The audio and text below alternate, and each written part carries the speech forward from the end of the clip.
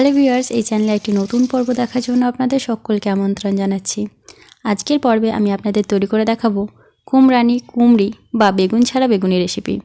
আপনাদের যাতে বেগুনে অ্যালার্জি আছে তারা কিন্তু কুমড়ো দিয়ে এই পকোড়াটা বানাতে পারেন, একদম বেগুনির মতো খেতে লাগে। তো চলুন দেখে নিই আজকের রেসিপিটা।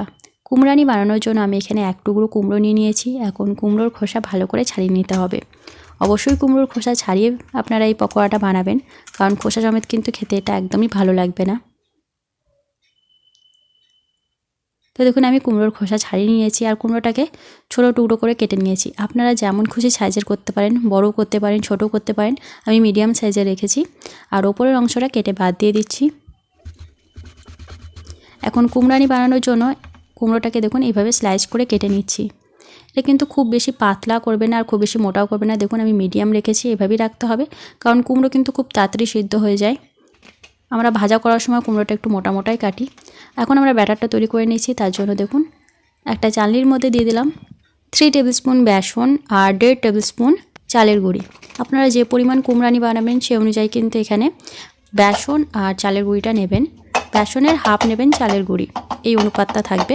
এখন আমি ভালো করে বেসনটাকে চেলে নিচ্ছি। বেসনের মধ্যে অনেক সময় দলা পেকে থাকে, তার জন্য কিন্তু আমি চেলে নিচ্ছি, এতে করে ব্যাটারটা একদম স্মুথ হবে। এখন এর মধ্যে দিয়ে দিচ্ছি পরিমাণ মতো লবণ, সামান্য হলুদ গুঁড়ো আর লঙ্কার গুঁড়ো। ঝালটা আপনারা যতটা পছন্দ করেন সেই অনুযায়ী অ্যাড করবেন। হলুদ দিলে কালারটা বেশ ভালো আসে। এখন সমস্ত শুকনো উপকরণ ভালো করে মিশিয়ে নেওয়ার পর অল্প অল্প জল দিয়ে আমরা ব্যাটারটা তৈরি করে নেব।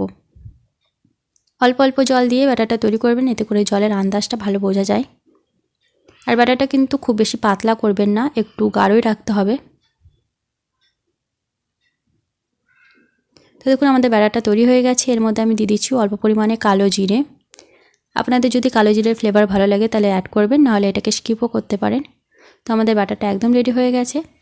ব্যাটারটা রেডি হয়ে যাওয়ার পর যখন আপনারা কুমড়িগুলোকে ভাজতে যাবেন তার ঠিক আগে এখানে 2 পিঞ্চ মতো বেকিং পাউডার আর 1 পিঞ্চের মতো বেকিং সোডা অ্যাড করে ভালো করে মিশিয়ে নেবেন। বেকিং সোডা কিন্তু বেশি ব্যবহার করবেন না, 1 পিঞ্চই ব্যবহার করবেন।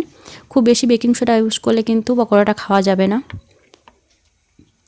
এখন সমস্ত কুমড়োগুলো ব্যাটারের মধ্যে ভালো করে আমি ভিজিয়ে নিচ্ছি। বেকিং পাউডার ইউজ করলে পকোড়াগুলো কিন্তু খুব ক্রিস্পি হয়। আর আমরা এর মধ্যে চালের গুঁড়িও দিয়েছি, তাই পকোড়াটা কিন্তু খুবই ক্রিস্পি হবে। এখন এদিকে আমি তেল গরম করতে বসিয়ে দিয়েছি। একটুখানি ব্যাটার দিয়ে চেক করে নিলাম তেলটা ভালো করে গরম হয়েছে কিনা। এখন আমি একে এক করে কুমড়িগুলোর মধ্যে ছেড়ে দিচ্ছি। প্রথমে তেল খুব ভালো করে গরম করে নিয়ে মিডিয়াম ফ্লেমে আমরা কুমড়িগুলোকে ভেজে নেব। দু পিঠে একটু ভালো করে আমরা লাল করে ভেজে নেব, তাহলে কিন্তু আমাদের কুমড়ি একদম রেডি হয়ে যাবে। আর আজকের রেসিপি যদি আপনাদের ভালো লাগে তাহলে কিন্তু অবশ্যই লাইক, কমেন্ট, শেয়ার করতে ভুলবেন না।